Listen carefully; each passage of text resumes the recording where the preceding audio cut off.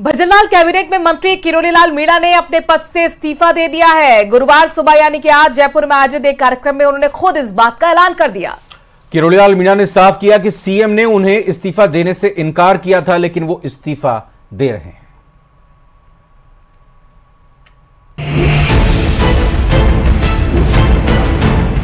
मेरी किसी से कोई नाराजगी नहीं है, न माननीय मुख्यमंत्री जी से न संगठन से।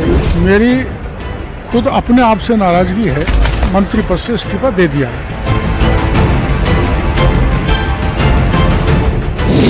मंत्री किरोड़ीलाल मीणा का पद से इस्तीफा, पार्टी से किसी भी तरह की नाराजगी से इनकार, संगठन के लिए काम करते रहने की कही बात।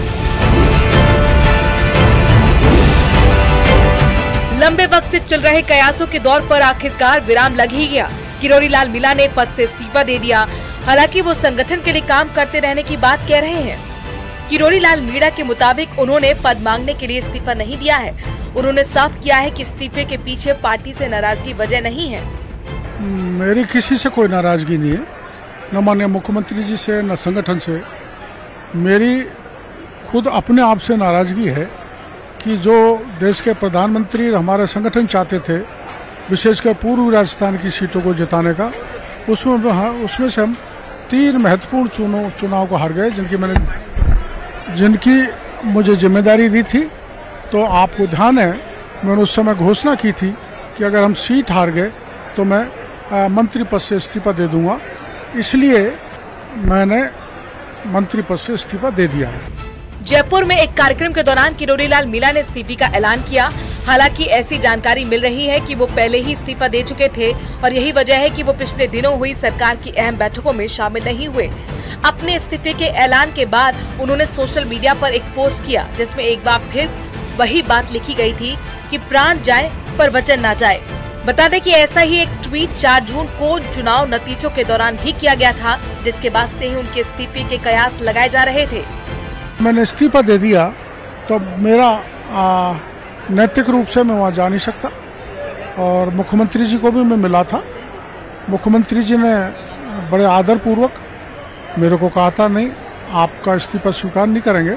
पर मैंने मुख्यमंत्री जी को यही कहा था कि चूंकि मैं जनता के बीच में कह चुका हूँ, घोषणा कर चुका हूँ कि हम ये सीट नहीं जीते तो मैं इस्तीफा दे दूंगा। और इसलिए मेरे को देना पड़ा। तो स्वाभाविक है मैं न सरकारी बंगला, न सरकारी गाड़ी, न दफ्तर में बैठ सकता।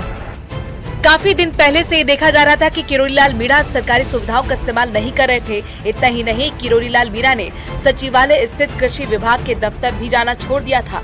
बीजेपी के प्रदेश मुख्यालय में हुई समीक्षा बैठकों में मीणा शामिल नहीं हुए। यहां तक कि बीजेपी विधायक दल की बैठक और बजट की तैयारी के लिए हुई मंत्रिमंडल और कैबिनेट की बैठकों से भी दूरी बना ली थी।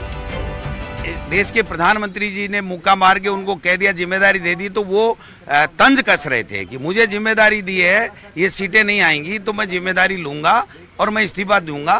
तो मैं समझता हूं कि वो ये कहना चाह रहे हैं कि पहली बार जीते हुए लोग बड़े बड़े पदों पे बैठ गए और मेरे जैसा वरिष्ठ आदमी जिसने सरकार को, बीजेपी की सरकार बनाने में भारतीय जो पार्टी की तरफ से कांग्रेस पार्टी को झूठे आरोप लगा करके और घेरने का काम किया, और आज मेरी ये दुर्गति हो रही है। लोकसभा चुनाव के नतीजों के बाद से किरोड़ीलाल मीणा के इस्तीफे पर सस्पेंस बना हुआ था, क्योंकि उन्होंने कहा था कि जिन सीटों की जिम्मेदारी उन्हें मिली है, अगर पार्टी उन सीटों पर हारती है तो वो हार की नैतिक जिम्मेदारी लेते हुए इस्तीफा दे देंगे।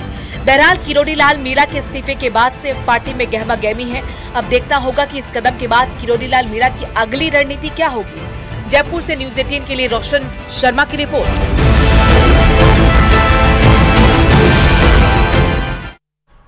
प्रतापगढ़